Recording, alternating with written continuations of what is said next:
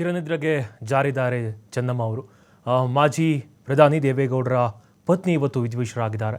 ದೇವೇಗೌಡರ ನಿವಾಸಕ್ಕೆ ಪಾರ್ಥಿವ ಶರೀರ ಕೂಡ ಆಗಮನ ಆಗಿದೆ. ಪದ್ಮನಾಭ ನಗರದಲ್ಲಿರುವಂತಹ ಮಾಜಿ ಪ್ರಧಾನಿ ನಿವಾಸ. ಪಾರ್ಥಿವ ಶರೀರಕ್ಕೆ ಕುಟುಂಬಸ್ಥರು ಪೂಜೆಯನ್ನು ಸಲ್ಲಿಸಿದ್ದಾರೆ. ಸದ್ಯ ಸಾರ್ವಜನಿಕರಿಗೂ ಕೂಡ ದರ್ಶನಕ್ಕೆ ಇಡಲಾಗಿದೆ. ಆ ದೃಶ್ಯಗಳಲ್ಲಿ ನೀವು ಕೂಡ ಗಮನಿಸ್ತಾ ಇರ್ಬೋದು. ಸಾರ್ವಜನಿಕರು ದರ್ಶನವನ್ನು ಮಾಡ್ತಿದ್ದಾರೆ. ಸೊ ಪತ್ನಿಯನ್ನು ಕಳೆದುಕೊಂಡು ದೇವೇಗೌಡರು ಕೂಡ ಬಹಳಷ್ಟು ಕಣ್ಣೀರಿಡ್ತಿದ್ದಾರೆ.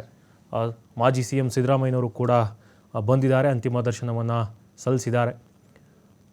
ಆಸ್ಪತ್ರೆಯಲ್ಲೇ ಮಾಜಿ ಪ್ರಧಾನಿ ದೇವೇಗೌಡರು ಕಣ್ಣೀರನ್ನು ಹಾಕಿದರು.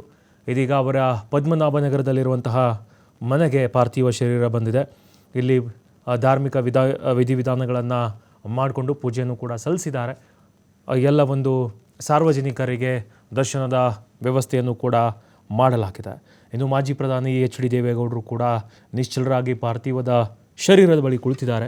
ಅವರನ್ನು ಸಾಂತ್ವನವನ್ನು ಮಾಡೋದಕ್ಕೆ ಅಲ್ಲಿ ನೆರೆದಿರುವ ಹಿರಿಯ ನಾಯಕರು ಕೂಡ ಇದ್ದಾರೆ.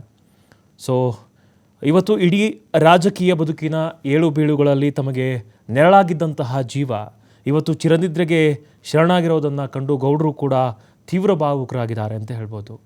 ಇನ್ನು ಪಾರ್ಥಿವ ಶರೀರ ನಾಭನಗರ ಇದೆಯಲ್ಲ, ಅವರ ನಿವಾಸಕ್ಕೆ ಬಂದಿರೋದು.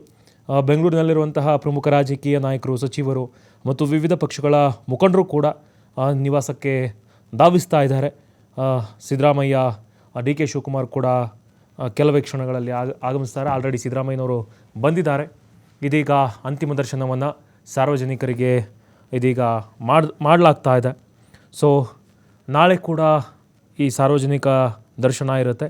ಆಮೇಲೆ 1 ಗಂಟೆ ಮೇಲೆ ಅವರ ಹುಟ್ಟೂರು. ಯಾಕಂತಂದರೆ ದೇವೇಗೌಡರು ಮತ್ತು ಚೆನ್ನಮ್ಮನವರು ಅಲ್ಲಿ ಬಾಳಿ ಬದುಕಿದವರು.